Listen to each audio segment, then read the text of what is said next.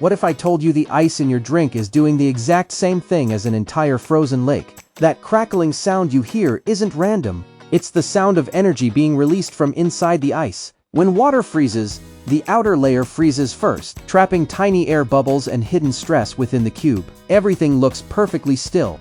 But the moment a warmer drink touches the ice, that trapped stress begins to escape. Tiny fractures spread through the cube like lightning. And those fractures create the pops and crackles you hear. The same thing happens on frozen lakes. But here, the scale is enormous. Instead of a single ice cube, imagine miles of frozen ice stretching across an entire landscape. As temperatures rise and fall, the ice expands and contracts. Eventually, the ice can no longer hold it. Stress slowly builds beneath the surface. Massive fractures begin to spread across the frozen lake. Some cracks can stretch for miles.